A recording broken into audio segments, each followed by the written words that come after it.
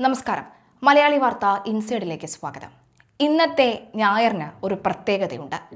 പ്രത്യേകിച്ചും ക്രൈസ്തവ മതവിശ്വാസികൾക്ക് ഏറ്റവും പ്രാധാന്യമുള്ള ഒരു ഞായർ തന്നെയാണ്. എല്ലാ ഞായറാഴ്ചയും പ്രാധാന്യമുണ്ടെങ്കിലും ഇന്നത്തെ ഞായറിന് ഒരു പ്രത്യേകതയുണ്ട്. യേശുവിൻ്റെ ജെറുസലേം പ്രവേശനത്തിൻ്റെ ഓർമ്മ പുതുക്കലുമായാണ് ഇന്ന് ക്രൈസ്തവർ ഓശാന ഞായർ ആഘോഷിക്കുന്നത്. ഇതോടെ വിശുദ്ധ വാരത്തിന് തുടക്കമാവുകയാണ്. സംസ്ഥാനത്തെ വിവിധ ദേവാലയങ്ങളിൽ ഓശാന ഞായറിന്റെ പ്രത്യേക ചടങ്ങുകളും കുർബാനകളും ആരംഭിച്ചു കഴിഞ്ഞു. എറണാകുളം സെന്റ് മേരീസ് ബസലിക്കയിൽ സിറോ മലബാർ സഭ മേജർ ആർച്ച് ബിഷപ്പ് റാഫേൽ തണ്ടിൽ ചടങ്ങുകൾക്ക് നേതൃത്വം നൽകും. വരാപ്പുഴ അതിരൂപത arch bishop Joseph Kalathiparambil Ernakulam saint Francis കത്തീഡ്രലിൽ ചടങ്ങുകൾക്ക് കാർമ്മികത്വം വഹിച്ചു കഴിഞ്ഞു.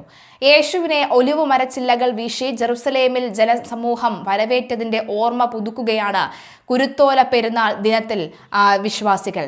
കുരുത്തോല, വെഞ്ചരിപ്പും പ്രദക്ഷിണവും വിശുദ്ധ കുർബാനയും വചന സന്ദേശവും ഉൾപ്പെടെയുള്ള ശുശ്രൂഷകളാണ് വിവിധ ദേവാലയങ്ങളിൽ നടക്കുന്നത്.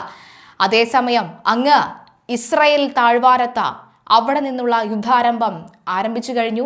അതിന് യാതൊരുവിധ കുറവുമില്ല. പശ്ചിമേഷ്യയിൽ യുദ്ധഭീതി ഇപ്പോഴും കൂടുകയാണ്. പശ്ചിമേഷ്യയിൽ യുദ്ധമേഘങ്ങൾ കൂടുതൽ കടക്കുന്നു. അമേരിക്കയുടെ അതിനൂതനമായ MQ-9 റീപ്പർ ഡ്രോണും F-16 യുദ്ധവിമാനവും വെടിവെച്ചിട്ടതായി ഇറാൻ അവകാശപ്പെടുമ്പോൾ ഇസ്രയേലിലെ റഡാർ കേന്ദ്രങ്ങളെ ലക്ഷ്യമിട്ടുകൊണ്ട് ആക്രമണം നടത്തിയതായും ഇറാനിയൻ റവല്യൂഷണറി ഗാർഡ് അറിയിച്ചു കഴിഞ്ഞു. എന്നാൽ ഇറാന്റെ മിസൈൽ നീക്കങ്ങളെ വിജയകരമായി പ്രതിരോധിച്ചതായാണ് ഇസ്രായേൽ വ്യക്തമാക്കുന്നത്. ഇറാൻ അമേരിക്ക സംഘർഷം നേരിട്ടുള്ള യുദ്ധത്തിലേക്ക് നീങ്ങുന്നതിന്റെ സൂചനകൾ നൽകിക്കൊണ്ട് ഇറാനിൽ ആഴ്ചകൾ നീളുന്ന കരസേനാ നീക്കത്തിന് പെന്റഗൺ പദ്ധതിയിടുന്നതായി ദ വാഷിംഗ്ടൺ പോസ്റ്റ് റിപ്പോർട്ട് ചെയ്തു.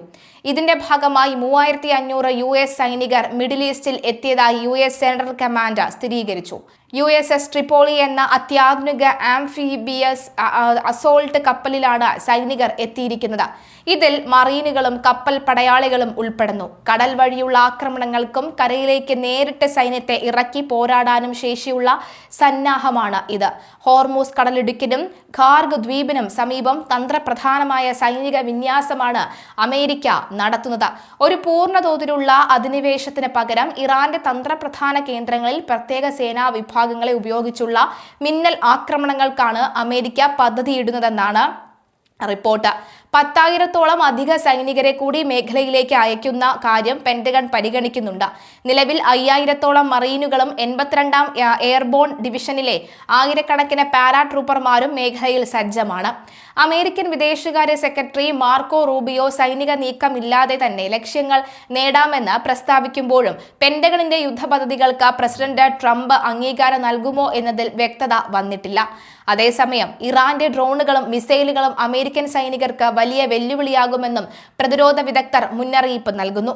ഖാർഗ് ദ്വീപ് പോലെയുള്ള ഇറാന്റെ എണ്ണ കയറ്റുമതി കേന്ദ്രങ്ങളെ ലക്ഷ്യമിട്ടായിരിക്കും അമേരിക്കയുടെ പ്രാഥമിക നീക്കങ്ങൾ എന്നാണ് സൂചന. അമേരിക്ക പ്രധാനമായും ലക്ഷ്യം വെക്കുന്നത് ഇറാന്റെ സാമ്പത്തിക സൈനിക നട്ടെല്ലുകളെ തന്നെയാണ്. ഇറാന്റെ ക്രൂഡ് ഓയിൽ കയറ്റുമതിയുടെ 90% നടക്കുന്നത് ഖാർഗ് ദ്വീപിൽ നിന്നാണ്.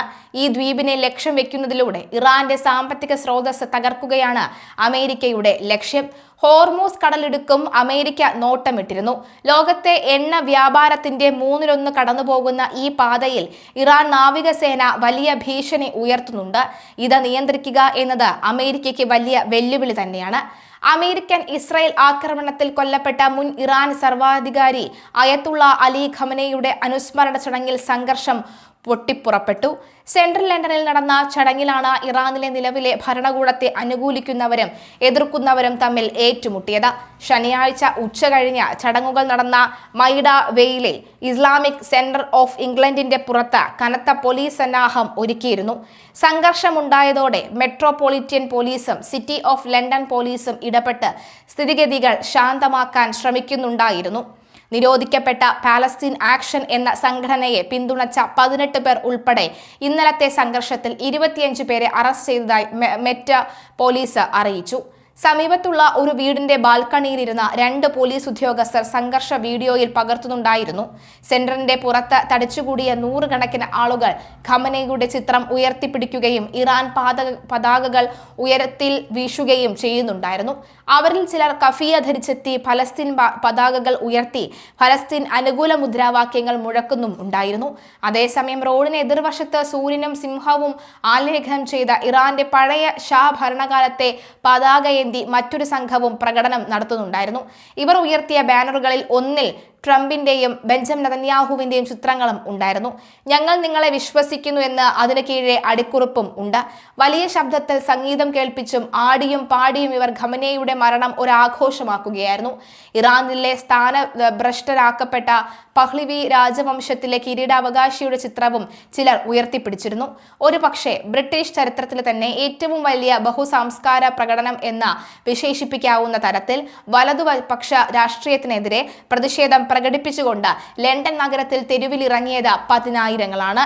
ടുഗദർ അലയൻസ് മാർച്ച് എന്ന് പേരിട്ട ഈ പ്രകടനത്തിൽ പങ്കെടുക്കാൻ രാജ്യത്തിന്റെ വിവിധ ഭാഗങ്ങളിൽ നിന്നായി 5 ലക്ഷത്തോളം പേർ തലസ്ഥാനത്ത് എത്തിയെന്നാണ് സംഘാടകർ അവകാശപ്പെടുന്നത്.